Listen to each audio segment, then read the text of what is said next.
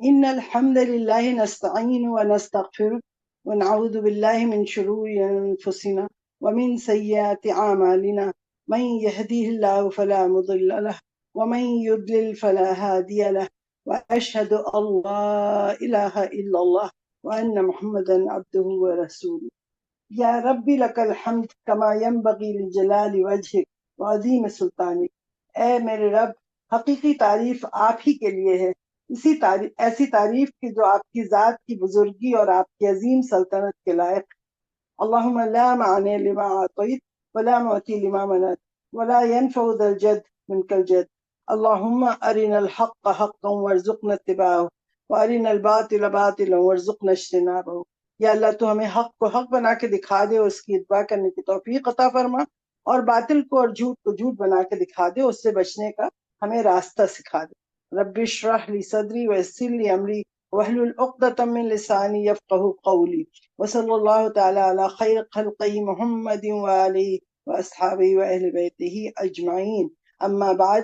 السلام علیکم ورحمۃ اللہ وبرکاتہ۔ میری عزیز دینی بہنوں، میری پیاری بچیوں، آج پھر اللہ تعالیٰ کی رحمت سے ہم اس کا شکر ادا کرتے ہیں کہ جس نے ہمیں اپنے ذکر کی محفل میں جمع کیا۔ آپ سب کو پتہ ہے کہ ایسی محفلیں بغیر حکم الہی کے کرنا ناممکن ہے۔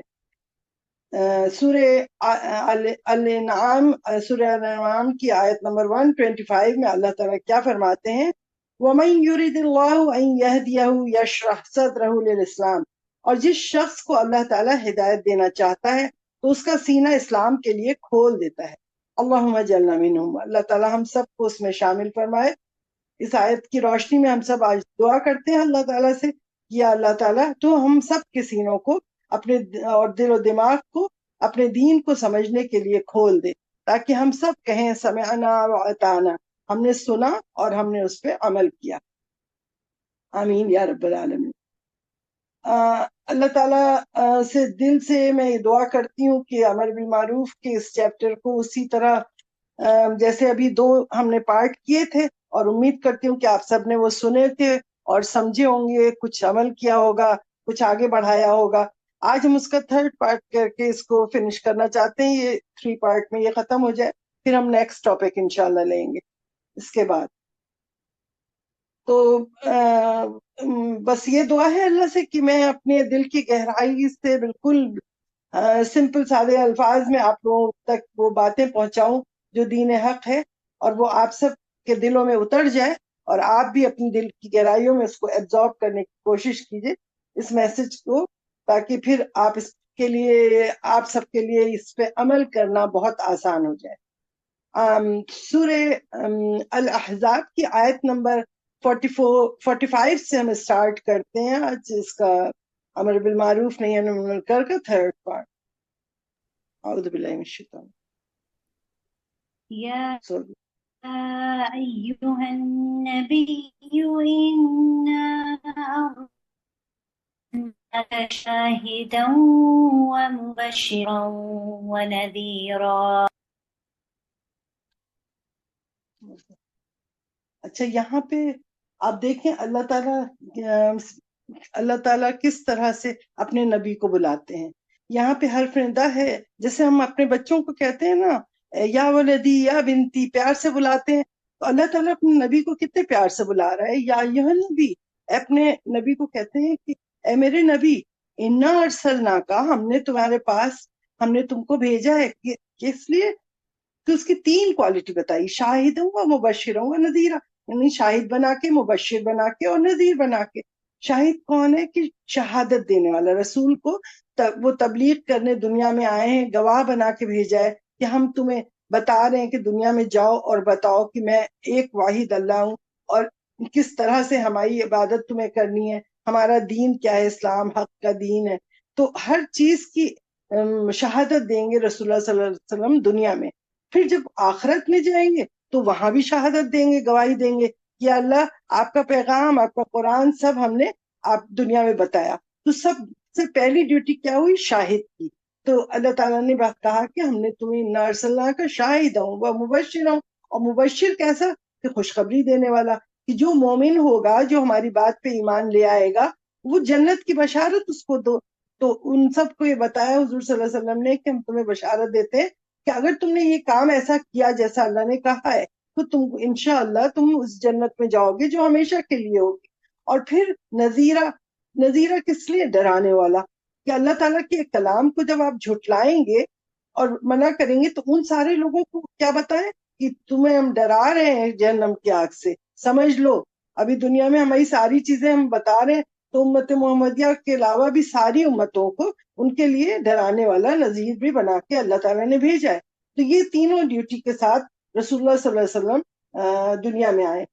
تو اس کو جو ہے یہ ڈیوٹی جب حضور صلی اللہ علیہ وسلم نے سنی کہ ہمارے اوپر یہ اتنی بڑی تینوں چیزوں کی ذمہ داری ہے، تو حضرت وہ ان کا حضرت مسعود، عبداللہ بن مسعود رضی اللہ عنہ کا قصہ ہے کہ انہوں نے ان سے کہا رسول اللہ صلی اللہ علیہ وسلم نے کہ تم مجھے قرآن پڑھ کے سناؤ. تو انہوں نے کہا کہ یہ تو وہ کاتب وحی بھی تھے نا، آپ سب کو پتا ہے.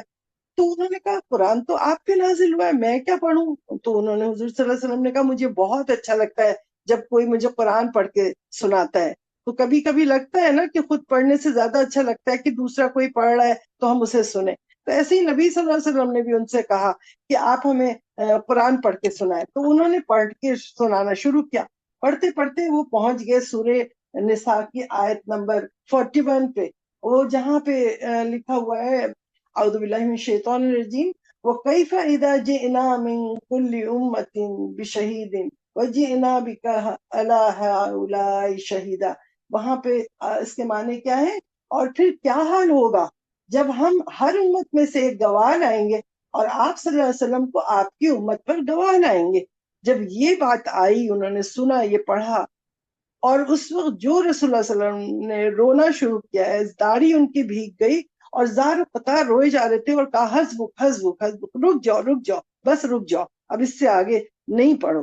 رکوا دیا ان کو، اور پھر روئے جا رہے تھے کہ کیا ہوگا وہ دن کہ جس دن ساری امت آئے گی، اس میں اچھے بھی لوگ ہوں گے، برے بھی ہوں گے، عمل کرنے والے بھی ہوں گے، گناہ کرنے والے بھی ہوں گے، اور وہ ہوں گے ہماری امت کے، اور وہ جہنم میں بھی ڈالے جائیں گے، وہ جنت میں بھی ڈالے جائیں گے. تو میں اس وقت کیسے شہادت، کیسے میں گواہی دوں گا، کیسے کیا ہوگا؟ یہ سوچ سوچ کے ان کا ایسا برا حشر ہو رہا تھا. وہ تو امتی امتی کہیں گے نا قیامت میں، تو وہ اپنی امت کے لیے اتنا پریشان ہوئے، اتنا پریشان ہوئے، اس قدر روئے کہ ان کی داڑھی بھیگ گئی، ان کا برا حشر ہو گیا، ہچکیاں بن گئی. تو اللہ تعالیٰ نے بہت جگہ ان کو سکون دینے کے لیے قرآن میں بتایا. کہا جیسا کہ سورہ شورا کی آیت نمبر 48 میں اللہ تعالیٰ فرماتے ہیں کہ ان علیک الا البلاغ، یہ نہیں ہے آپ ذمہ دار کسی چیز کے مگر صرف پہنچا دینے کے. تو رسول اللہ صلی اللہ علیہ وسلم سے کہا آپ نہیں اپنے کو ہلاک کر لیں، آپ نہیں پریشان ہو جائیں، آپ کا کام تو صرف پہنچا دینا ہے، آپ پہنچا دیں، جو عمل کرنے والا ہوگا وہ آگے سے کرے گا نہیں کرے گا وہ تو میں دیکھ لوں گا نا. اللہ تعالیٰ نے ان کو سکون دینے کے لیے کہا کہ سورہ نور میں آیت نمبر 55 میں وَمَا عَلَى الرَّسُولِ إِلَّا الْبَلَاغُ الْمُبِينُ، اس میں کہا اور نہیں ہے رسول پر سوائے اس کے کہ وہ صاف صاف پہنچا دے، اللہ کے کلام کو واضح طور پہ پہنچا دے. تو یہ اللہ تعالیٰ نے زیادہ تر قرآن میں بہت جگہ یہ بات کہی ہے کہ آپ کا کام ہے صرف اس کی بلاغت کرنا، آگے پہنچا دینا ایز اے میسنجر. آپ صرف ساری باتوں کو ہم تک پہنچانے والے ہیں، آپ اپنے کو نہیں ہلاک کیجئے. اسی طرح رسول اللہ صلی اللہ علیہ وسلم کی بات کیا ہے؟ پوری امت کی ذمہ داری ہوگی، ہماری آپ کی سب کی ذمہ داری کیا ہے کہ جو بھی اللہ کا کلام ہے اس کو ہم آگے پہنچائیں. بلاغت کا کام یہ جو ہم آپ سے امر بالمعروف نہیں منکر بار بار کہتے ہیں، کیوں کہتے ہیں؟ کہ آپ نیکی کا حکم کرو، برائی سے روکو. یعنی کہ اللہ تعالیٰ نے کہا ہے کہ یہ ذمہ داری تمہاری بھی ہے. نبی صلی اللہ علیہ وسلم تو چلے گئے نا اللہ کے پاس، اس کے بعد جتنی بھی قیامت تک لوگ آئیں گے ان سب کی ذمہ داری ہے، کیونکہ قرآن ایک میسج لے کر اللہ تعالیٰ نے قرآن کی شکل میں ہم سب کے پاس رکھ دیا. ہزاروں لاکھوں بلینز پیپل کے دماغ میں پورا حفظ ہے، پورا سب کچھ ہے. اسی لیے کہتے ہیں کہ اس کو سمجھ کے پڑھو، اس کو معنی سے پڑھو، تاکہ تمہیں پتا تو ہو نا کہ کیا کام ہے، کیا ہمیں کرنا ہے، کیا نہیں کرنا ہے. تو یہ پوری امت محمدیہ کی ذمہ داری ہے، ہم پہ واجب ہو گیا ہے کہ ہم اللہ کے دین کو سنیں، سمجھیں، اس کی تبلیغ کریں، اس کے جو امر کرنے والی چیزیں ہیں لوگوں کو نیکی کا حکم دیں، اور نہیں انل منکر جو ہے برائی سے روکیں.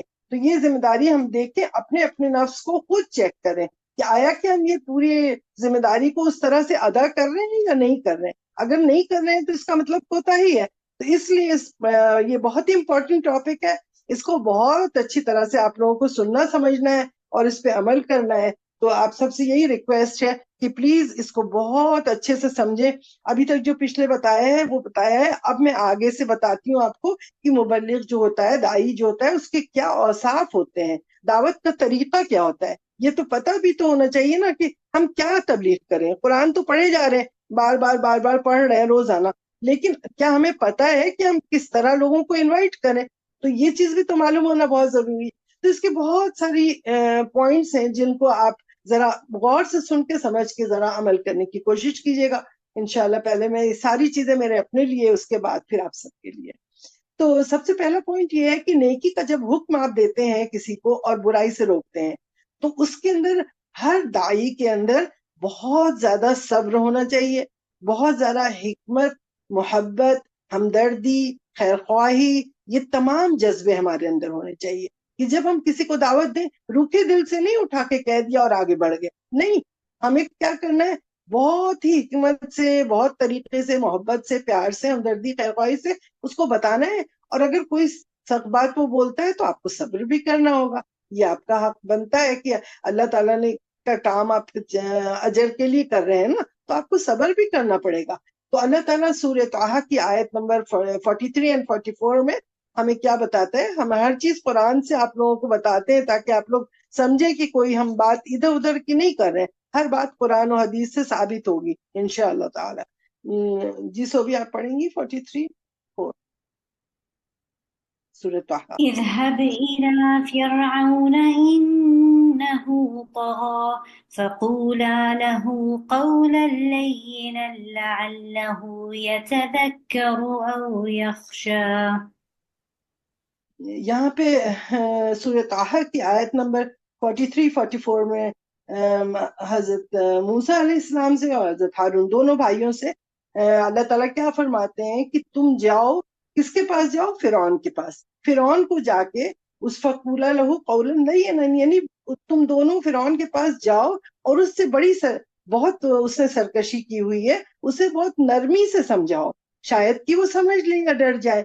یعنی اتنے زیادہ ظالم آدمی کے پاس بھیجا بھی تو کیا حکمت تھی کہ جاؤ تو اس کو بہت نرمی سے سمجھاؤ، اور اگر وہ غصہ ہو، ڈانٹے یا کچھ، تو صبر کرنا اور اس طریقے سے جانا. تو ہم لوگوں کا بھی وہی کام ہے کہ جب ہم کسی کے پاس جائیں تو دونوں جذبات دل میں رکھیں.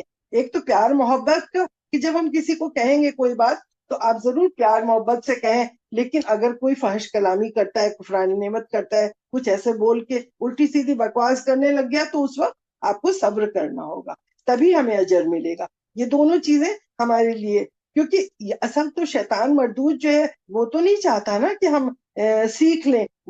تو جب بھی مطلب اچھا خوشی سے کوئی اللہ کا کام کر دیں، کبھی نہیں چاہے گا شیطان. تو پھر اس کی چال کو سمجھتے ہوئے سب سے پہلے آپ جائیں کسی کے پاس دائی بن کے، تو آپ اس کو بتائیں کوئی چیز آپ چاہ رہے ہیں کہ اس لیے یہ عمل کرے، نماز پڑھے، روزہ کرے، کچھ بھی. تو کوئی کام آپ لے کر ایک مشن کے ساتھ جب جاتے ہیں تو سب سے پہلے اس سے بات کریں پیار سے، محبت سے. جب تھوڑا سا موڈ اس کا صحیح ہو تو وہ کہیں دیکھیں ہمارا اور آپ کا کامن اینیمی کون ہے؟ شیطان ہے نا. شیطان ہمارا بھی دشمن ہے، آپ کا بھی دشمن ہے، اور ہمارے دماغ میں بھی الٹے الٹے وسوسے ڈالتا ہے کہ جاؤ تم گھر بیٹھو، تمہیں کیا پڑی ہے کہ تم آ کے ان کو بیٹھ کے بتا رہے ہو. اور آپ کے دل میں بھی ڈال رہا ہے کہ یہ بڑا آ گیا ہے ہمیں دین سکھانے کے لیے. تو ہم دونوں کے خلاف، ہم دونوں کے دماغوں میں شیطان تو ہمیں نئی نئی طرح کی ٹرکوں سے ہمیں بیوقوف بنائے گا، کیونکہ وہ اس کو تو جانا ہے جہنم میں، اس کے لیے تو کوئی چانس نہیں ہے. ہمیں تو اللہ نے چانس دیا ہے کہ ہم اگر توبہ استغفار کریں گے، حضرت آدم علیہ السلام نے جیسے توبہ استغفار کیا کہ ربنا ظلمنا انفسنا وان لم تغفر لنا وترحمنا لنکونن من الخاسرین، کہ اللہ تو ہم نے اپنے نفس پہ ظلم کیا ہے، اگر تو ہمیں معاف نہیں کرے گا، رحم نہیں کرے گا، ہم تو خسارہ پانے والوں میں ہو جائیں گے. اس طرح آدم علیہ السلام نے جب اللہ سے کہا تو اللہ نے انہیں معاف کر دیا. تو اسی طرح قیامت تک ہمیشہ کے لیے ہم سارے لوگوں کے لیے اللہ تعالیٰ معاف کرنے کو تیار بیٹھا ہوا ہے ہر لمحے. وہ شیطان کے لیے نہیں معاف کرے گا اللہ، لیکن ہم لوگوں کو تو معاف کر رہے گا اللہ تعالیٰ. تو ہمیں اللہ تعالیٰ سے ہر وقت معافی مانگنے کے لیے تیار رہنا ہے کہ اللہ تعالیٰ ہمیں معاف کر دے گا. تو یہ بات آپ اس کو جب آپ دائی بن کے جائیں کہیں کسی کو بتانے کے لیے، تو اس وقت یہ بات اس کے ذہن میں ڈالیں. ہو سکتا ہے کہ آپ کی اس بات سے وہ بات سمجھ جائے اور پھر اس کے بعد وہ ہدایت لے لے، اس چیز کو عمل کرنے لگ جائے، نمازی بن جائے اور روزہ نماز یا جو بھی اسلام کے باتیں آپ کہنا چاہ رہی ہیں اس کو ایکسپٹ کر لے، تو اس کا کیا ہوگا، آپ کو ثواب ملتا رہے گا، رائٹ، اس کا ثواب ملتا رہے گا۔ تو لیکن اگر یہ ہو جائے کہ وہ بہت ہی غصے والے انسان نہیں سن رہا ہے اور آپ کی بات کو اور آپ کے ساتھ بدتمیزی سے پیش آ رہا ہے، تو اس وقت کیا ہے، سورہ فرقان کی میں قرآن میں اللہ تعالیٰ کیا فرماتے ہیں، وَإِذَا خَاطَبَهُمُ الْجَاهِلُونَ قَالُوا سَلَامًا، یعنی کوئی جاہل ہے، دین سے جوہل ہے کہ وہ سمجھ ہی نہیں رہا ہے، تو پھر اس سے آپ سلام کریں اور آگے بڑھ جائیں، آپ اپنے دل کو چھوٹا نہیں کریں، کیونکہ اس وقت آپ کے لیے یہی ہے نا کہ آپ کوشش کر رہے ہیں، اگر وہ اس نے سمجھا تو ٹھیک ہے، نہیں سمجھا تو پھر آپ آگے بڑھ جائیے۔ تو پھر دوسرا پوائنٹ، ابھی یہ فرسٹ پوائنٹ آپ لوگوں کو سمجھ آ گیا ہوگا انشاءاللہ تعالی۔ سیکنڈ چیز یہ ہے کہ جس چیز کا آپ حکم دینے جا رہے ہیں کسی کو، تو اس کا آپ کو پتا ہونا چاہیے کہ آیا کہ آپ حلال حرام کیا ہے، واضح ہونا چاہیے آپ کے دماغ میں، جائز ہے کہ ناجائز ہے۔ اور جب دائی کو جب خود اس کی تمیز ہوگی تبھی وہ سنت کو سے قرآن و سنت سے جب ثابت ہو جائے آپ کے دل دماغ میں، تب جا کے آگے بتائیں، ورنہ جہل بالدین سے کوئی فائدہ نہیں ہے کہ آپ کوئی بات کر رہے ہیں اور آپ نے غلط بات کو، حرام کو حلال کر کے کہہ دیا یا حلال کو حرام کر کے کہہ دیا، تو پھر وہ اگر عمل کرنے لگ جائے گا تو اس کا وبال اور گناہ آپ کو بھی ملے گا، یعنی وہ کوئی فائدہ نہیں ہوگا نا پھر اس وقت کہ آپ نے غلط بات پھیلا دی اور وہ پوری زندگی کرتا رہا، تو اگر غلط بات چلی گئی تو پھر اس کی غلطی کا گناہ آپ کو بھی ہوگا۔ اس لیے کہنے سے پہلے کوئی بات جب آپ آگے بڑھائیں تو اس کی تحقیق کر لیں، تحقیق کر کے دیکھیں، پھر اس کا دعویٰ کا کام کریں۔ امر بالمعروف جب بھی کریں گی نا آپ، تو سیکنڈ پوائنٹ یہ ہے کہ اس کی تحقیق کریں، جائز ناجائز کو پہچانے، حلال حرام کو پہچانے، پھر آگے کہیں۔ اس کے لیے سورہ نحل کی آیت نمبر 116 میں اللہ تعالیٰ کیا فرماتے ہیں، تو ولا تقولوا لما تصف ألسنتكم الكذب هذا حلال وهذا حرام لتفتروا على الله الكذب إن الذين يفترون على الله الكذب لا يفلحون۔ یہاں پہ اللہ تعالیٰ فرماتے ہیں، اور نہ کہو وہ جو تمہاری زبانیں جھوٹ بیان کرتی ہیں کہ یہ حلال ہے اور یہ حرام ہے، کہ تم اللہ پر جھوٹ بہتان باندھتے ہو، بے شک جو لوگ اللہ پر جھوٹ اور بہتان باندھیں گے وہ فلاح نہیں پائیں گے، دونوں جہانوں میں، نہ دنیا میں نہ آخرت۔ تو اس سے بہت سمجھ کے، یعنی ہر چیز کو دیکھیں، قرآن یہ نہیں ہے کہ ہم بس صرف یوں ہی پڑھتے جائیں آگے بڑھتے جائیں، وہ سمجھانے کے لیے اللہ نے اٹھتے بیٹھتے ہمارے ہر کام کو، جس کام کے لیے بھی آپ چاہیں گے قرآن آپ کو گائیڈ کر رہا ہے۔ تو یہ ہر آیت سے آپ کا دل دیکھیں، سینہ کتنا کھل رہا ہوگا، کیسا آپ لوگ فیل کر رہے ہوں گے نا کہ ہر چیز تو اللہ نے بتائی ہے ہمیں، تو ہم کیوں نہیں اپنے قرآن کو دیکھتے۔ اب تھرڈ پوائنٹ پہ آ جائے، سب سے بہترین طریقہ تبلیغ دین کا کیا ہے کہ جب بھی آپ کسی بات کا حکم کریں، نیکی کا کوئی بھی حکم کریں، تو سب سے پہلے آپ خود اس پہ عمل کریں۔ جب تک آپ خود کیونکہ عالم بے عمل کی کوئی بات کی ویلیو نہیں ہوتی، اس کا کوئی اثر نہیں ہوتا۔ تو جب بھی کوئی چیز آپ کو معلوم ہوتی ہے دین کی، تو پہلے آپ کوشش یہ کریں، سچ بولنا ہے، دھوکہ نہیں دینا ہے، کچھ بھی کوئی بھی کام آپ کر رہے ہیں تو اس کام کو پہلے آپ خود عمل کریں۔ جب آپ عمل کر لیں گے پھر اس کو کہیں، تاکہ آپ کی بات میں وزن ہو، بات میں آپ کے اثر ہو، اور پھر آخرت میں بھی اللہ تعالیٰ ہمارے اوپر اس کا کوئی گناہ نہیں ڈالے۔ جیسا کہ سورہ بقرہ کی آیت نمبر 44 میں اللہ تعالیٰ کیا فرماتے ہیں،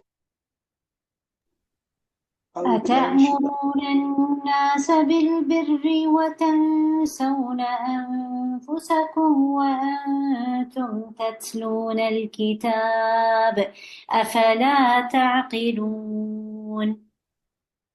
اللہ تعالیٰ فرماتے ہیں کہ تم دوسروں کو تو نیکی کا حکم کرتے ہو، دوسروں کو نیکی کا راستہ اختیار کرنے کی بات نہیں کرتے ہو، مگر اپنے آپ کو بھول جاتے ہو، حالانکہ تم کتاب اللہ کی تلاوت کرتے ہو، کیا تم عقل سے بالکل ہی کام نہیں لیتے؟ دیکھیں اللہ تعالیٰ کتنا سختی سے بتا رہے ہیں، پوچھ رہے ہیں کہ کیا تمہیں عقل نہیں ہے، تم وہ بات کہہ رہے ہو دوسروں کو کہ جو تم خود نہیں کرتے ہو۔ تو مبلغ کو ایسا ہونا چاہیے کہ پہلے وہ خود اپنی ان غلطیوں کو دیکھے، اپنی خطاؤں کو کا اعتراف کرے، اس پہ نادم ہو، اس سے ڈرے اللہ سے، اور پھر اپنی بات پہ اپنے حال پہ نظر ثانی کرنے کے بعد، توبہ استغفار کرنے کے بعد، اپنی اصلاح کرنے کے بعد پھر اس بات کی تبلیغ کرے آگے، تاکہ اس کی بات میں اثر ہو، لوگ اعتراض نہیں کریں کہ یہ خود تو کر نہیں رہا ہے، دوسرا آیا ہے مجھے بتانے کے لیے۔ تو اس لیے ہمیشہ جب بھی کوئی فریضہ آپ ادا کریں تو یہ کام کریں، کیونکہ اکثر شیطان ہمارے دل میں وسوسہ ڈالتا ہے، ارے چھوڑو پہلے تمہیں خود پہ کرنا ہوگا، تو شیطان وسوسہ کر کے ہمیں دور ہمیشہ بھگانے کی کوشش کرے گا۔ اس سے لڑائی کریں، فائٹ کریں، اور پھر جا کے اس بات کو بتائیں۔ اور پھر یہ نہیں سمجھے کہ جب تک ہم بالکل عالم فاضل اور بالکل فرشتہ نہیں بن جائیں گے تب تک ہم کچھ نہیں کریں۔ ہم انسان ہیں بھائی، ہم خطا کریں گے، بار بار کریں گے، اللہ معاف کرے گا۔ حدیث میں آتا ہے بلغوا عنی ولو آیا، بتاؤ آگے، ایک آیت بھی تمہیں پتا ہے تو بتاؤ۔ یعنی تبلیغ کا کام ہم سب پہ فرض ہے، ہم دائی ہیں، امر بالمعروف کا کام اور نہی عن المنکر کہ ہم نیکی کا حکم کریں اور برائی سے روکیں، ہر شخص پہ، ہر دائی پہ، ہر انسان پہ یہ فرض ہے اللہ کی طرف سے۔ تو یہ تو ہمیں بتانا ہی بتانا ہے، تو ہر حال میں۔ لیکن اپنی اصلاح پہلے کر لیں گے، اپنا اصلاح کرنے کے بعد ہم یہ بات کو آگے بڑھائیں گے۔ تو اور انشاءاللہ تعالیٰ جب ہم یہ ساری چیزیں کریں گے تو کیا ہوگا، اللہ تعالیٰ باذن اللہ ہمارے اعمال بھی اچھے کرے گا، مبلغ کے دائی کے، اس کو اجر بھی ملے گا، وہ آگے بڑھائے گا اس چیز کو۔ تو جب آگے بڑھائے گا تو اور دوسرا آدمی عمل کرے گا تو کیا ہوگا، اس کا پھر اجر جب آپ قیامت میں جائیں گے تو کہیں گے یا اللہ یہ پہاڑوں جیسی نیکیاں ہمارے پاس کہاں سے آئی، اتنا تو نہیں کیا تھا ہم نے۔ پھر پتہ چلے گا تم نے جسے تبلیغ کی تھی اس آدمی نے تو تم سے بھی زیادہ اچھا عمل کیا، اور یہ اس کے بدلے تمہیں یہ پہاڑوں جیسی نیکیاں تمہارے کھاتے میں آ رہی۔ تو آپ سوچیں، فری میں نا، بائی ون گیٹ ون والا چکر ہے کہ آپ تو اپنا ایک کام کرنے گئے آپ کو کچھ اور بھی مل گیا۔ تو اللہم جلنا منہم، ان لوگوں میں شامل کریں، ان مبلغین میں کہ جو دین کی خلوص سے، دل سے، گہرائیوں سے اپنی یہ باتیں کرتے ہیں۔ تو یہ چوتھا یہی ہے پوائنٹ کہ مبلغ کو اپنی تبلیغ کے دین کے عمل میں مکمل خلوص سے یہ کام لینا ہے۔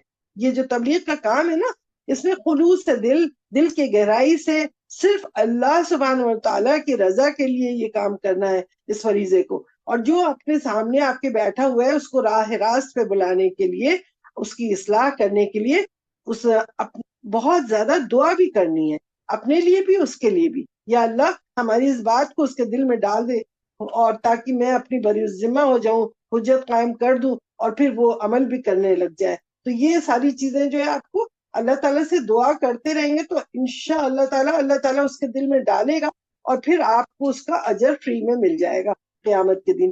جیسا کہ سورہ اعراف کی آیت نمبر 164 میں اللہ تعالیٰ کیا فرماتے ہیں، اعوذ باللہ من الشیطان۔ وَإِذْ قَالَتْ أُمَّةٌ مِّنْهُمْ لِمَ تَعِظُونَ قَوْمًا اللَّهُ مُهْلِكُهُمْ أَوْ مُعَذِّبُهُمْ عَذَابًا شَدِيدًا قَالُوا مَعْذِرَةً إِلَىٰ رَبِّكُمْ وَلَعَلَّهُمْ يَتَّقُونَ۔ اور جب ان میں سے ایک گروہ نے دوسرے گروہ سے کہا تھا کہ تم ایسے لوگوں کو کیوں نصیحت کرتے ہو جنہیں اللہ تعالیٰ ہلاک کرنے والا ہے، یا اللہ تعالیٰ انہیں سخت ترین سزا دینے والا ہے، تو انہوں نے جواب دیا کہ ہم یہ سب کچھ تمہارے رب کے حضور میں اپنی معذرت پیش کرنے کے لیے کرتے ہیں، شاید کہ یہ لوگ اس کی نافرمانی سے پرہیز کرنے لگے اور باز آ جائیں، یعنی لعلہم یتقون، یعنی کہ شاید کہ یہ تقوی اختیار کر لیں۔ انسان کو تو نہیں پتا نا کہ وہ تقوی اختیار کرے گا یا نہیں کرے گا، یہ تو اللہ ہی کو پتا ہے، ہدایت تو اللہ ہی دیتا ہے نا۔ لیکن ہمارا کام یہ نہیں ہے ہم جج کریں کسی کو، ہمارا کام یہ ہے کہ ہم اپنی ڈیوٹی ادا کریں، یہ کام ہمارے لیے ہے کہ ہم اپنی ڈیوٹی کریں۔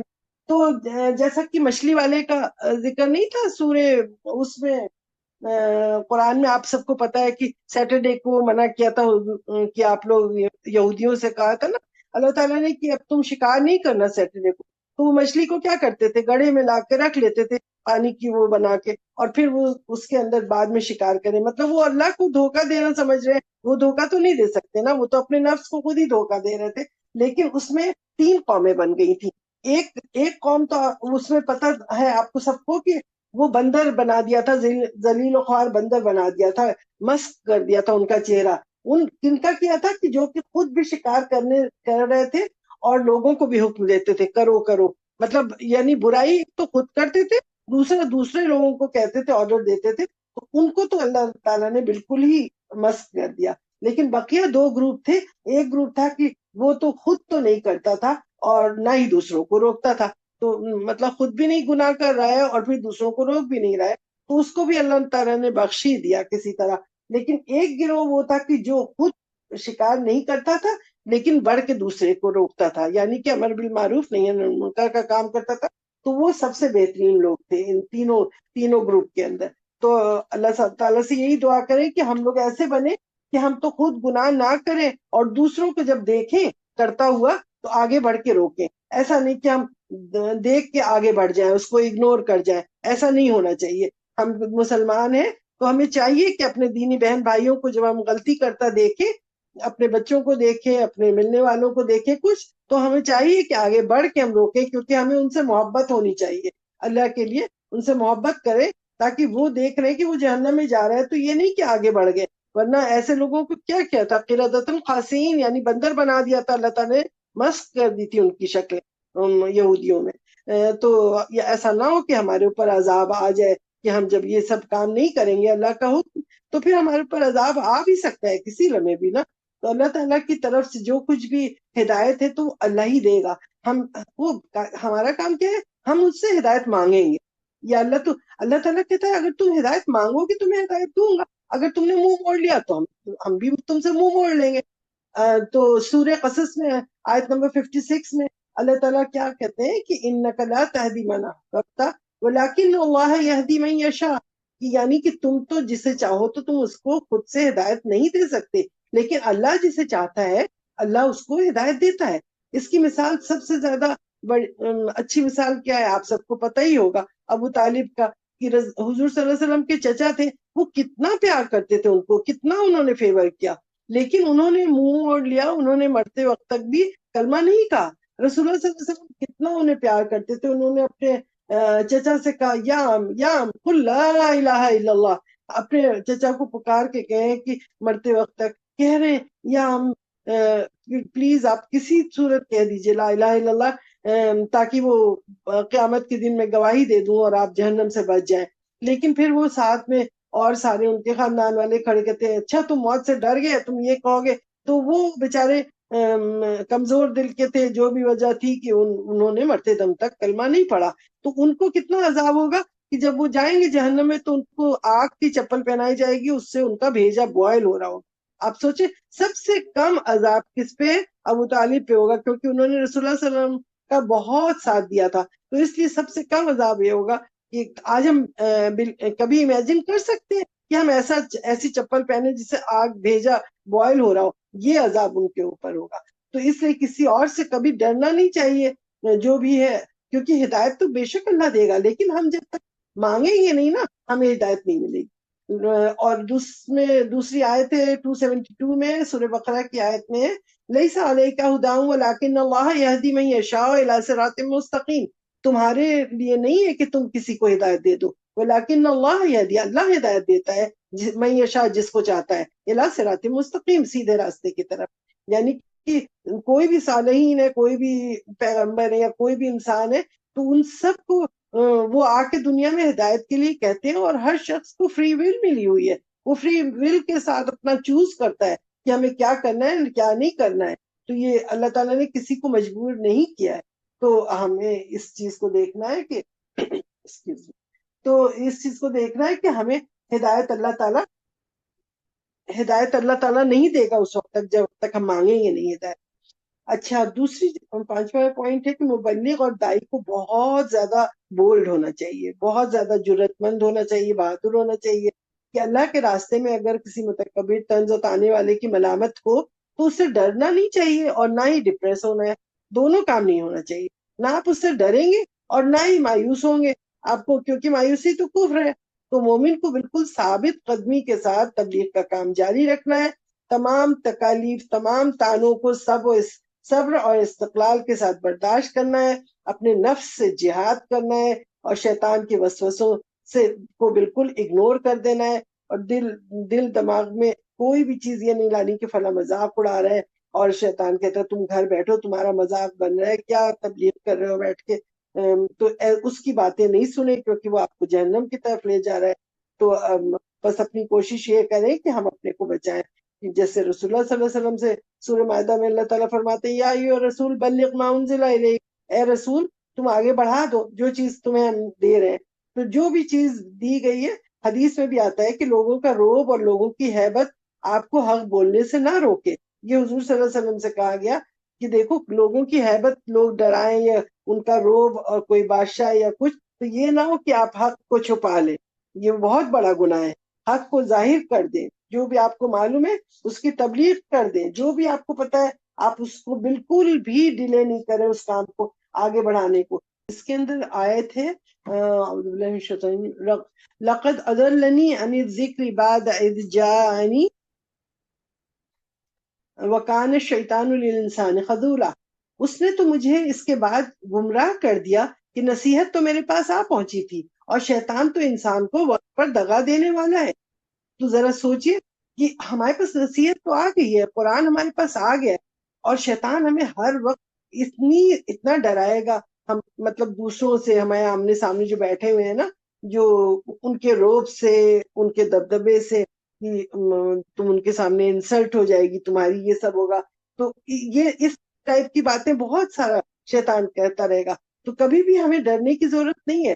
ہم ذرا امیجن کریں کہ جب ہمارا رزلٹ قیامت کے دن آئے گا، خوفناک دن ہوگا، نفسا نفسی کا عالم ہوگا، اور جو لوگ پچھتا رہے ہوں گے کہ ہائے افسوس میں کیوں فیل ہو گیا آج، کیوں میں نے شیطان کی بات دنیا میں سنی تھی، کیوں نے ہم نے شیلف پہ جو سجا کے خوبصورت غلافوں میں اپنے یہ قرآن کو رکھا تھا، جسے ہم روزانہ چوم چوم کے اوپر رکھ دیا کرتے تھے۔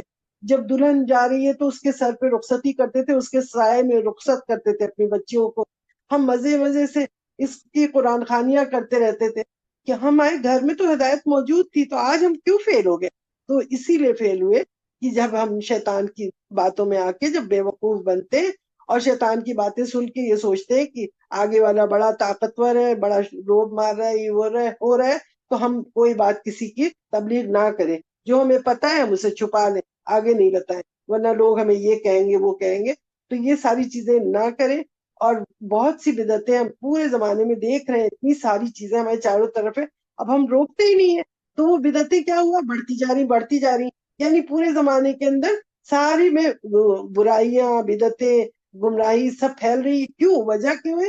کیونکہ ہم امر بالمعروف نہی عن المنکر کا سیکنڈ پارٹ نہیں کرتے۔ امر بالمعروف تو کر دیتے ہیں، نیکی کرو نیکی کرو بولتے ہیں سب لوگ، کیونکہ اس سے تو کوئی ناراض نہیں ہوگا ہمارا رشتے دار، لیکن کس سے ہوگا؟ جب نہیں عن المنکر کا وقت آئے گا کہ ہم روکیں گے۔ جیسے ہی ہم نے روکا نا کسی کو، یہ نہیں کرو وہ نہیں کرو، یہ گناہ ہے وہ گناہ ہے، تو اس وقت ہم سے سب لوگ دور ہونے لگے۔ سجدہ کی آیت نمبر 14 ہے، فذوقوا فذوقوا بما نسيتم لقاء يومكم هذا إنا نسيناكم وذوقوا عذاب الخلد بما كنتم تعملون۔ اچھا، سورہ سجدہ کی اس آیت میں اللہ تعالیٰ فرماتے ہیں کہ پس چکھو عذاب، اس وجہ سے کہ تم نے اپنے اس دن کی ملاقات کو بھلا دیا تھا، اب لو آج، اب بے شک ہم نے بھی تم کو بھلا دیا ہے۔ آپ سوچیں جس دن اللہ تعالیٰ کہے گا کہ ہم نے بھی تم کو بھلا دیا، اور ہمیشگی کا عذاب اب چکھو، اس وجہ سے کہ تم جو دنیا میں کیا کرتے تھے، تم ہمیں بھلایا کرتے تھے نا، دنیا میں ہماری باتیں سن سن کے اگنور کرتے رہتے تھے، اس کو نہیں عمل کرتے تھے، تو آج ہم نے بھی قیامت کے دن تم پہ کوئی رحم نہیں کر رہا ہے، آج ہم بھی تم کو بھلا دیں گے۔ اللہم لا تجعلنا منہم، سب کہیں آمین، کہ اللہ تعالیٰ ہمیں ان میں بالکل ہرگز شامل نہ کرے کہ اللہ ہی نے ہمیں بھلا دیا۔ اگر اللہ ہی بھلا دے گا تو ہم کہاں جائیں گے؟ ہمارا تو کوئی بھی ٹھکانہ ہی نہیں ہوگا۔ تو اللہ تعالیٰ سے دعا کریں کہ اللہ تعالیٰ ہمیں ایسے نہیں کرے۔ اچھا، نیکسٹ اس کے بعد اس کے علاوہ بھی دائی میں بہت سی خوبیاں ہونی چاہیے۔ اتنی ساری خوبیوں کے بعد بھی آپ دیکھیں تو ہماری کتنی چیزیں، ہماری رسپانسبلٹی ہے کہ ہم اپنے اندر بائی ڈیفالٹ یہ چیزیں پیدا کریں۔ اگر نہیں پیدا کریں گے تو پھر بھی مبلغ کی پھر کوئی اہمیت ہی نہیں ہوگی نا، پھر وہ بات کو کیسے کہہ سکتا ہے؟ اس کے علاوہ جو خوبیاں ہیں ان میں سے میں آپ کو بتاتی ہوں کہ ایک مبلغ میں سب سے اچھی خوبیاں کیا ہونی چاہیے کہ وہ سچ بولے، ہمیشہ امانت میں خیانت نہیں کرے، وعدہ خلافی نہیں کرے، وعدہ کی پابندی کرے، ہمیشہ وقت کی پابندی کرے، غیبت نہیں کرے، نمیمت نہیں کرے، ایک دوسرے کی برائیاں پیٹ پیچھے نہ کرے، شرعی لباس پہنے، سطر کو ڈھاکے ہوئے لباس پہنے، ایسے لباس پہنے، پاک صاف رہے، گندگی نہ ہو، باڈی آرڈر نہیں اس کے پاس سے آ رہی ہو کہ قریب بیٹھنے والا جو ہے اس سے تنگ آ جائے، اس کو خوش اخلاق ہونا چاہیے، اس کا بات کرے کسی سے تو پیار محبت سے، ہنستے مسکراتے چہرے سے، یہ نہیں کہ ہر وقت بویں چڑھی ہوئی ہیں اور غصے سے بات کر رہا ہے۔ اپنے غصے کے اوپر قابو پانا چاہیے، کوئی آپ کو غصے میں ڈال دے ایک دم سے تو یہ نہیں کہ آپ بھی بپھر گئے، اس سے لڑنے لگ گئے، ہاتھا پائی شروع ہو گئی، نہیں، آپ کو اپنے غصے پہ قابو پانا چاہیے۔ اپنی غلطیوں کو آپ کو اگر ہو گئی آپ سے غلطی تو اس کو تسلیم کریں، ایکسپٹ کر لیں، اوکے آئی ایم سوری کر کے آپ آگے بات بڑھائیں۔ یہ نہیں کہ اپنی غلطی پہ ڈٹے ہوئے ہیں، نہیں نہیں بس ہم ہی صحیح ہیں تم غلط ہو، یہ بات بالکل نہیں کریں۔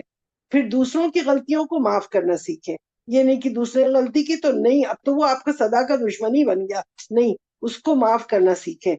ریا اور تکبر سے اپنے بہت پرہیز کریں، جو ریا تکبر کی وجہ سے آپ کو پتا ہے شیطان جہنم میں گیا ہے، تو جب بھی آپ کے اندر تکبر آئے کسی چیز کا، وہ میں نے ایسا کام کیا ہے، اپنے شان اس کو بالکل دور کر دے، اپنے سے ہٹا دے، یہ چیز ایسی ہے کہ ہمیشہ جہنم میں لے جاتی ہے۔ پھر شرعی احکام کی سختی سے پابندی کریں، بزرگوں کی عزت کریں، کسی کا مذاق نہ اڑائیں، غریبوں کی مدد کریں، اپنے کو حقیر سمجھے ہر چیز میں، دوسرے کے آگے تواضع سے پیش آئیں، مسلمانوں کو ڈیفینڈ کریں ہر جگہ، کافر کے مقابلے میں مسلم کی مدد کریں۔ یہ ساری خوبیاں جو ہے ایک مبلغ میں ہونا چاہیے۔ یہ تمام چیزیں جتنی ہم نے یہ آپ کو بتائی ہیں، آپ کہیں گے کہ بہت بڑی لمبی لسٹ دے دی، لیکن میرا خیال ہے یہ بہت سمپل سادی سی چیزیں ہیں جو کہ اتنی اچھی ہے کہ انسان کو بہترین بنا دے گا۔ تو اور پھر دوسری چیز یہ ہے کہ دائی کو دین کی نالج، دین کا علم حاصل کرنا اتنا ضروری ہے کہ اس کو معرفت ہونی چاہیے کیا منکرات ہیں، وہ برائی کو کیسے روکے گا، جب برائی کو جانے گا تبھی تو روکے گا نا۔ تو علم دین اس کو معلوم ہونا چاہیے، اس کے اندر یہ کوالٹی ہونی چاہیے کہ وہ دیکھے امر بالمعروف کرنے سے پہلے، نہیں منکر کرنے سے پہلے، اس فریضے کے کرنے سے پہلے آپ کو نیکیوں کا علم ہونا چاہیے اور برائیوں کا علم ہونا چاہیے۔ جب تک آپ کے پاس اس کا علم نہیں ہوگا آپ اس کا نہ حکم دے سکتے ہیں نیکی کا اور نہ برائی سے لوگوں کو روک سکتے ہیں۔ تو اس چیز کو آپ کو بہت اچھی طرح سے سمجھنا ہے۔ اب دینی جماعتوں کے اندر آپ دیکھیں گے کہ وہ نیکی کا حکم تو کرتے رہیں گے تاکہ لوگ ہمارے پاس آئیں، ہماری جماعت کی تعداد بڑھ جائے اور یہ ہو، لیکن وہ کسی کو برائی جو ان کے اندر ہوتی ہے نا ان کی اصلاح نہیں کرتے۔ ان کی اصلاح آپ کریں گے تو سوچتے ہیں ارے یہ ہماری جماعت چھوڑ کے چلا جائے گا، پھر رشتہ داروں سے ڈر جاتے ہیں، کہتے ہیں یہ تو ہماری رشتہ داری ختم کر دے گا۔ تو ہر بات میں ہم دوسروں کا ڈر اللہ کے ڈر کے اوپر لگا دیتے ہیں، یہی سب سے بری بات ہے۔ اسی کی وجہ سے آج معاشرے میں جو اتنی برائی پھیل گئی ہے، وجہ یہ ہے کہ ہم نے دوسروں کا ڈر اللہ کے ڈر کے اوپر کر دیا ہے، اور یہی سب سے بڑا شرک ہے اور گناہ ہے۔ اور دنیا میں جو برائی فحاشی جو عام ہو گئی ہے اور جو آپس میں نفرتیں پھیل گئی ہیں، وہ خاندان کی لڑائی جھگڑا ہو گیا ہے، ہر کام مشکل لگتا ہے، یہ سب کتنا آسان ہے اگر ہم دین کے تمام چیزوں پہ عمل کرنے لگ جائیں تو یہ کتنا آسان ہے۔ اور آج کل تو یہ امر بالمعروف نہیں منکر کرنا کتنا ایزی ہے کہ گھر بیٹھے بیٹھے آپ دنیا کے کسی کونے میں، آپ کا دل چاہ رہا ہے آپ اپنے دوست سے، اپنے احباب سے، اپنے رشتے داروں سے فون پہ کوئی بات کریں، بیچ میں آپ نے ایک اچھی بات کہہ دی، آپ نے تو کام ادا کر دیا نا۔ فون پہ آپ دوسری بات خیر خیریت پوچھ رہے ہیں، آپ نے ان سے پوچھ لیا ان کی طبیعت وغیرہ، اور ساتھ میں آپ نے ان کو دین کی ایک اچھی بات بتا دی۔ تو یہ بہت ایزی طریقہ ہو گیا ہے آپ ہر چیز کو بتانے کا، کرنے کا۔ لیکن یہ بات تو آپ کو سبھی کو پتا ہے، جیسے ہی آپ نے روکا ٹوکا تو پھر وہ تو غصہ ہوگا۔ تو آپ کو کیا ہوگا، بہت حکمت کے ساتھ کوئی بھی بات بتانا ہے، جو بھی ہے حکمت کے بعد، کیونکہ آپ دیکھیں معاشرے میں کیا کچھ نہیں پھیل گیا ہے، سود ہے، ربا ہے، شرعی پردہ نہیں کرتے لوگ، پلکنگ کر رہے ہیں، داڑھی نہیں رکھتے، جو بھی اسلامی لباس ہے اس سے دور بھاگتے ہیں۔ اور تو لوگ کہتے ہیں اچھا اچھی صحبت کر لو خود بخود ہو جاؤ گے، خربوزے کو دیکھ کے خربوزہ رنگ پکڑ لیتا ہے، تو تم اچھی صحبت میں جاؤ گے تو ہو جائے گا۔ ہوتا ہے، بے شک ہوتا ہے، ایسا نہیں ہے کہ نہیں ہوتا، اچھی صحبت سے آپ اچھی باتیں سیکھتے ہیں اور آپ بدل جاتا ہے، لیکن کب تک اچھی صحبت ہمیں تو نہیں پتا، کیا پتا کل ہماری موت آ گئی اور ہمیں موقع ہی نہیں لگا کہ ہم اس صحبت کا فائدہ اٹھائیں، اور ہم تو دیکھ رہے ہیں سامنے والے میں برائی، ہم نے اسے روکا ہی نہیں، ٹوکا ہی نہیں کسی بات پہ، تو ہم تو اپنا آگے بڑھ گئے نا اسی طریقے سے. تو پھر وہ کیا ہوگا، ہم تو اپنی زندگی میں وہ حق ہی نہیں ادا کر پائے جو ہمیں موقع ملا، تو ہم نے اس کو گنوا دیا.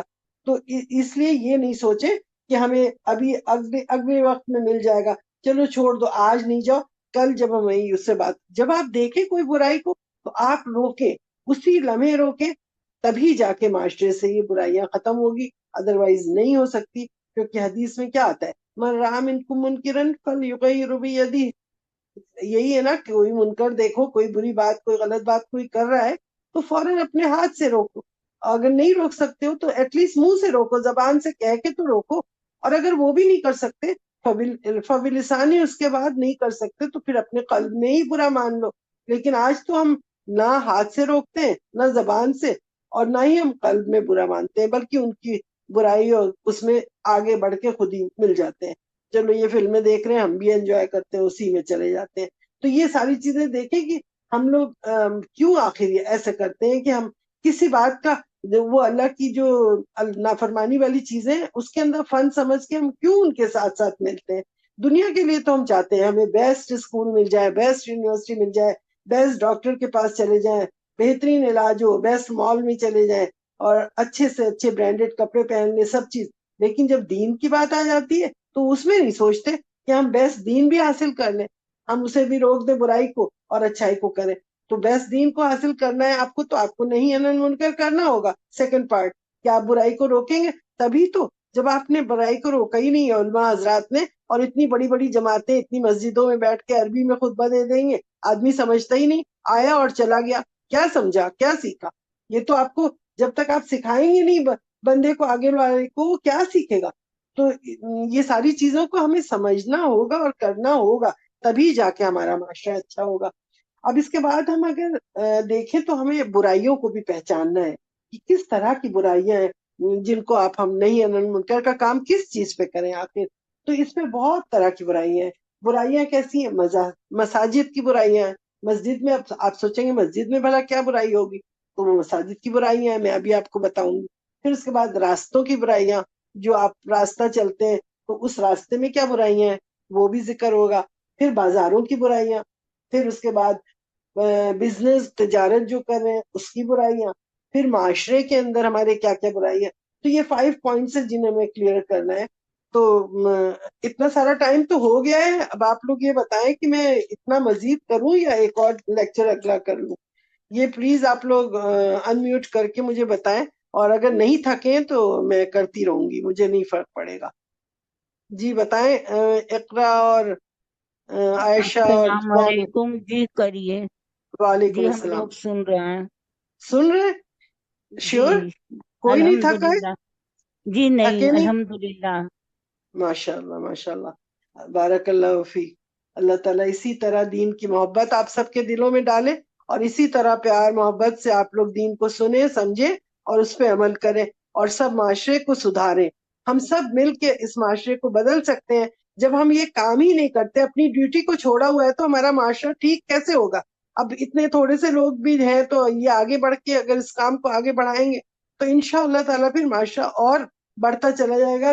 لوگوں کے اندر اس چیز کے شوق پیدا ہوگا کہ ہاں یہ ڈیوٹی ہماری ہے اور ہم کریں. ہمیں اپنی رسپانسبلٹی کا پتہ ہی نہیں ہے تو ہم پھر کیسے یہ ادا ہی نہیں کر رہے ہیں، امر بالمعروف نہیں انہی منکر کو کر ہی نہیں رہے کہ ہم نیکی کا حکم کریں، برائی سے روکیں، تو پھر کیسے معاشرہ ہمارا سدھرے گا.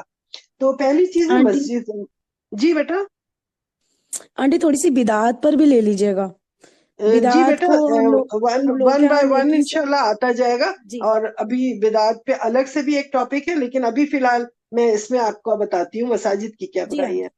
مساجد میں کیا ہے کہ آج ہم مسجد کو دیکھتے ہیں کہ اتنی بڑی بڑی خوبصورت حسین، وہ مسجد کی جو اصل روح ہے نا اس سے دور ہٹ کے ہم نے رنگ برنگے پتھروں سے اتنی عالی شان میناروں والی مساجد بنائی، قالینیں بچھائی اتنی خوبصورت، شینڈلیئر اتنے اچھے ٹانگے، اور اتنی قرآنی آیتوں سے زخرف اتنا سجایا ہوا ہے، زینت کی ہوئی ہے. پورے اس میں پورا فوکس کس بات پہ ہے کہ مسجد کو خوبصورت بنا لو، یہ میوزیم کی طرح بن جائے. تو لوگ آتے ہیں مسجد وزٹ کرنے، نماز تو پڑھنے آتے نہیں، مسجد گھومنے، فلاں مسجد دیکھو، فلاں جگہ کی فلاں مشہور ہے، فلاں ملک میں فلاں. مسجد مشہور ہے، سبھی کو پتا ہے، اب نام کیا لوں میں ہر جگہ، لیکن یہ ہر جگہ دیواروں کے اوپر کیا ہے، شرکیہ کلمے لکھے ہوئے ہیں، یا علی یا محمد یا اللہ کے بجائے کیا ہے، ہم نے بالکل بدعت اور غلط غیر شرکیہ کام کیا. نہ ہم محمد کو پکار سکتے ہیں، نہ علی کو پکار سکتے ہیں مدد کے لیے. یہ حرف ندا ہے، یا پکاریں گے تو صرف اللہ کو. یا اللہ تو لکھا جا سکتا ہے لیکن یا محمد یا علی نہیں لکھا جا سکتا، لیکن لکھا ہے مسجدوں میں. تو یہ تمام سجایا ہوا ہے اتنا خوبصورت کہ جب آپ نماز پڑھتے ہیں تو آپ کا دل کہاں لگا ہوتا ہے، اف اتنا خوبصورت لکھا ہے، اتنی پیاری آیتیں لکھی ہیں، اتنی حسین ایرانی کارپیٹ ہے.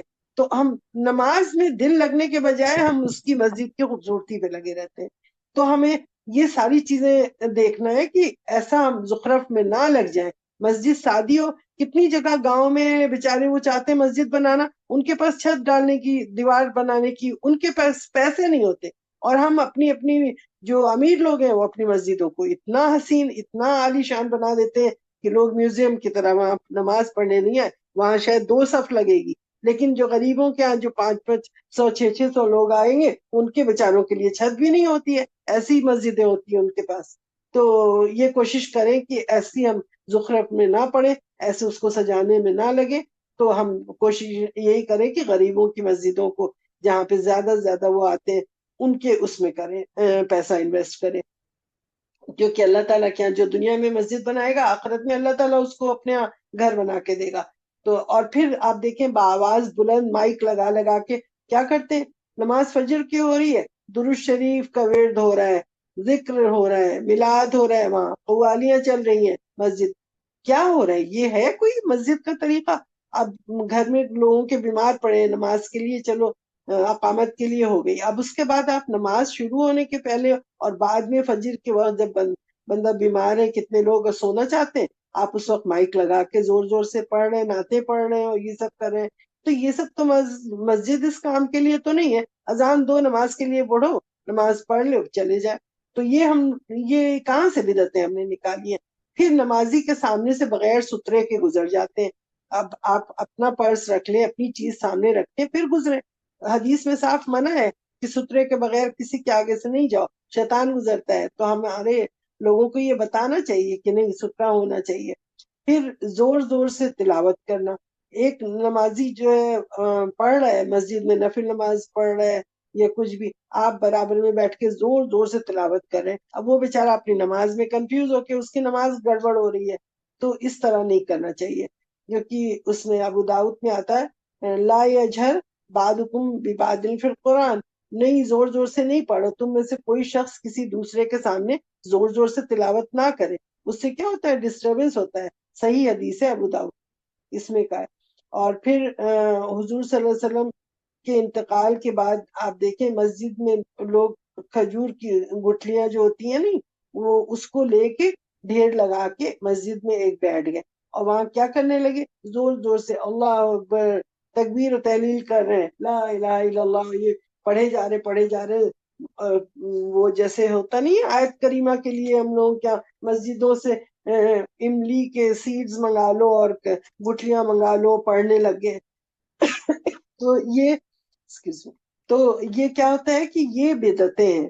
تو انہوں نے وہ کون آئے تھے اس وقت، صحابی تھے عبداللہ بن مسعود تھے شاید، تو وہ آئے تو انہوں نے کہا کہ ابھی تو رسول اللہ صلی اللہ علیہ وسلم کا کفن بھی میلا نہیں ہوا ہے، ابھی سے تم لوگوں نے یہ بدعتیں نکال لی، یہ کیا ہو رہا ہے؟ انہوں نے اٹھا کے سب پھینکوایا باہر اور کہا خبردار کبھی اپنی جو گناہیں ہیں نا ان کو بیٹھ کے گنو تم لوگ، لیکن یہ نہیں کہ بیٹھ کے اللہ کی تکبیر تحلیل اس کو آپ نے کاؤنٹ کرنا شروع کر دیا. جس چیز کی کاؤنٹنگ نہیں ہے وہ بدعہ ہے، وہ آپ اپنے پاس سے اپنے دل سے نمبرز نہیں دے سکتے کسی بھی ذکر کا.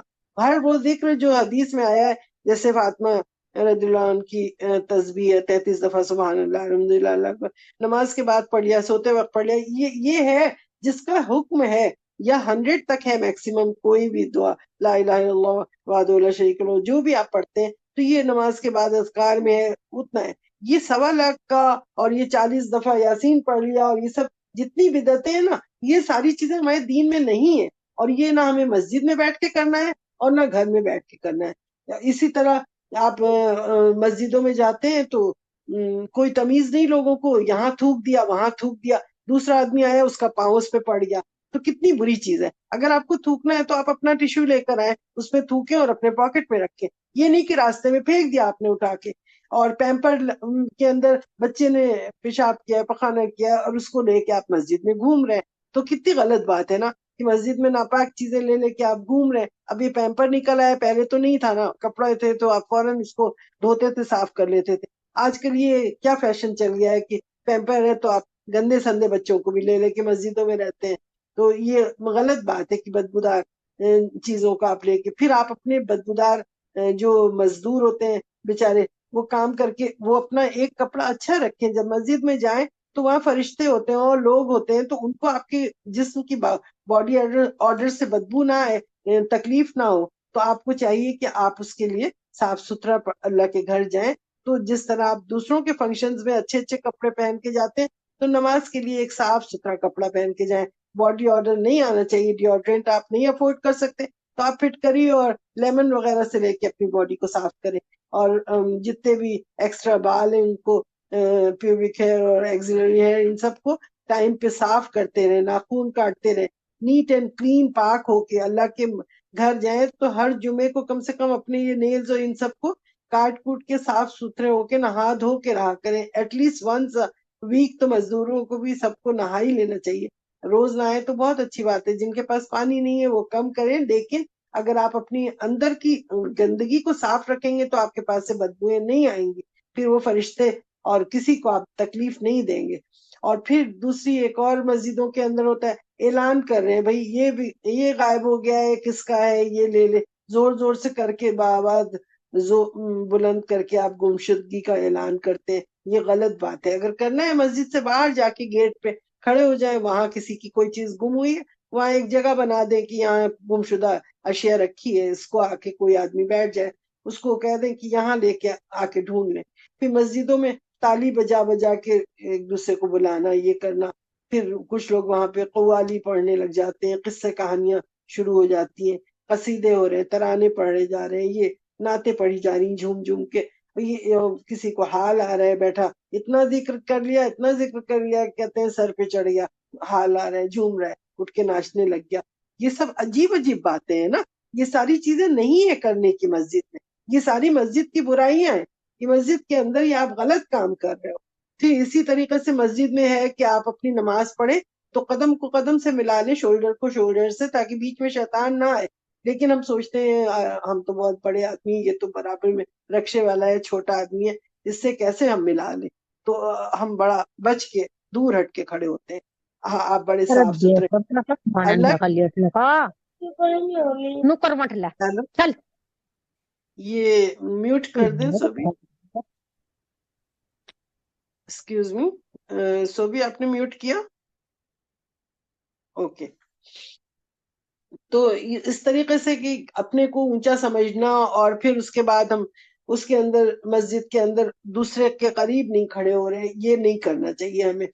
پھر بہت سی ضعیف اور موضوع حدیثوں کا بیان کرنا، ہم مسجد میں بیٹھ گئے اور ویسے اپنے درسوں میں سر کے ساتھ گا گا کے حدیثوں کو پڑھ رہے ہیں، بھائی یہ کون سا طریقہ ہے؟ قرآن کو کہا ہے وَرَتِّلِ الْقُرْآنَ تَرْتِيلًا، قرآن کو اللہ تعالیٰ نے بھی کہا ہے کہ پڑھو، اس کو اپنی آواز کو خوبصورت بناؤ اور اچھی طریقے سے پڑھو، لیکن یہ نہیں کہا ہے کہ حدیثوں کو بھی سر بنا بنا کے گا کے۔ اب یہ کیا مولانا لوگوں نے شروع کیا ہوا ہے کہ حدیثوں کو بھی گا کے اور وہ کر کے پڑھنے لگ گئے، یہ کوئی ہمارے دین سے ثابت نہیں ہے۔ تو یہ ساری چیزیں ابھی ہیں، پتہ نہیں اور بھی ہوں گی، لیکن اتنی چیزیں مجھے جو سمجھ آئیں وہ میں نے آپ لوگوں کو ذکر کیا۔ اب دوسرے پہ آتے ہیں، راستوں کی کیا برائیاں ہیں۔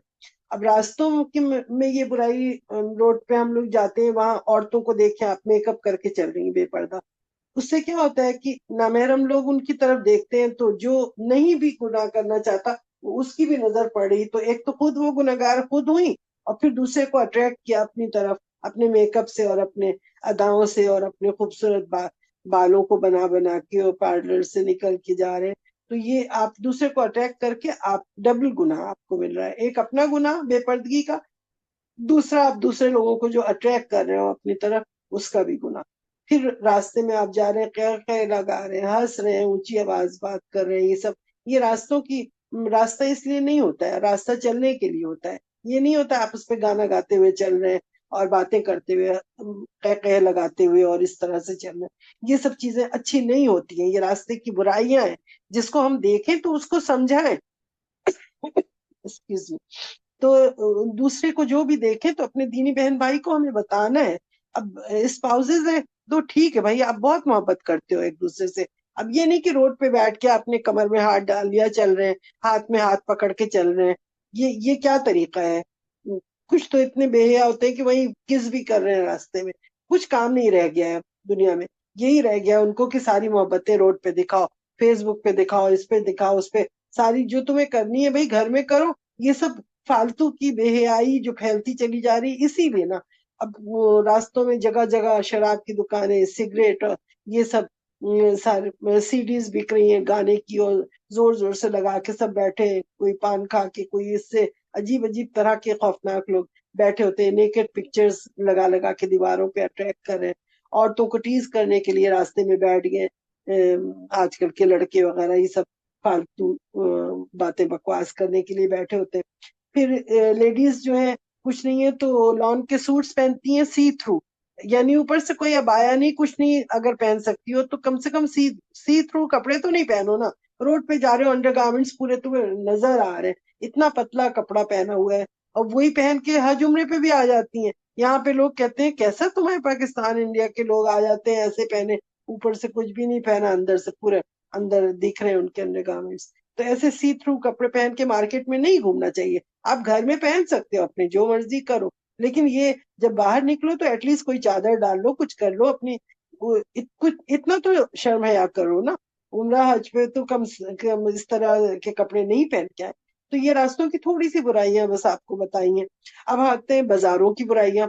ٹھیک ہے، بازاروں میں کیا برائیاں ہوتی ہیں کہ ایک دوسرے کو دھوکہ دیتے ہیں، یعنی کوئی چیز بیچ رہے ہیں تو کم زیادہ کر کے ترازو کے اندر کچھ کر لیا، اچھی چیز اوپر رکھ دی، نیچے گندی چیز خراب چیز رکھ دی، کر لیا بزنس، یا کوئی بھی چیز کر رہے ہیں تو خراب چیزوں کو نیچے کیا. کتنا منع کیا دھوکہ دینے کو رسول اللہ صلی اللہ علیہ وسلم نے. وہ کر رہے ہیں، بزنس کر رہے ہیں آپ تو آپس میں جھوٹی قسمیں کھا کھا کے اپنا مال بیچ رہے ہیں، تو اللہ کے سوا کسی دوسرے کی قسم کھانا بھی منع ہے. کوئی کہے گا ماں کی قسم، کوئی کہتا باپ کی قسم، کوئی فلاں کی قسم، فلاں چیز کی نہیں، اور چیز کی الاؤڈ ہے، شرک ہے، صرف اللہ کی قسم الاؤڈ ہے. لیکن ہم جو ہے ہر چیز کی قسمیں کھا لیتے ہیں. پھر مالی راستے میں کوئی غصہ آ گیا آگے، آپ اپنا وہ کریں، ناپ تول میں کمی کریں تو وہ گالی گلوچ دینے لگ گئے. بھائی تم نہیں لینا ہے نہیں لو، اس آدمی وہ بےمانی کر آپ کے ساتھ، آپ آگے بڑھ جاؤ، لیکن گالی گلوچ تو نہیں کرو نا. بیٹھ کے گلا پھاڑ پھاڑ کے چیخ رہے چلا رہے تاکہ لوگ متوجہ ہوں، جمع ہوں، اور پھر لوگ اس کو مارے پیٹے جو بھی کرے. تو یہ سب چیزیں کرنا منع ہے. آپ حرام کام کرتے، لاٹری کے ٹکٹ لگا دیے، اب ہماری چیزیں زیادہ بک جائے دوسری دکان والے کی نہ بکے. اب یہ لاٹری تو حرام ہے نا، یہ ساری چیزیں کہ آپ پبلک کو لالچ دے کے اپنی طرف اٹریکٹ کرتے ہیں، اور پھر وہ 10th کسٹمر کو یہ ملے گا، فلاں کو یہ ملے گا، ٹکٹ بیچ رہے ہیں. اسی طرح انشورنس کا کام ہے کہ سارے لوگ بیٹھ کے وہ دے، پھر ایک آدمی کو نکل آئے کچھ. تو یہ ساری چیزیں یہ مارکیٹ کی برائیاں ہیں. اسی طرح سے بزنس میں، تجارت میں، اس کے اندر کتنی برائیاں ہیں. تو یہ ساری چیزیں ہم اس لیے بتا رہے ہیں کہ امر بالمعروف نہیں انہی المنکر میں آپ کو کرنی ہے، کہ آپ کو برائی سے روکنا ہے اور اچھائی سے. سمجھ رہے ہیں نا آپ لوگ سب؟ تو پھر فورتھ چیز یہ کہ بزنس میں تجارت کی برائیاں، حلال کو حرام بنا دیا. تجارت میں تو حلال ہے پتہ ہے، لیکن لوگ کہتے ہیں تجارت اور یہ سب ایک ہی چیز ہے، آپ تجارت کریں یا وہ کیا کریں، کیا کہلاتا ہے، ایک اور کوئی چیز ہوتی ہے نا، تو کہتے ہیں سب کو ایک بنا، حالانکہ تیرا تجارت کو اللہ نے حلال کیا ہے.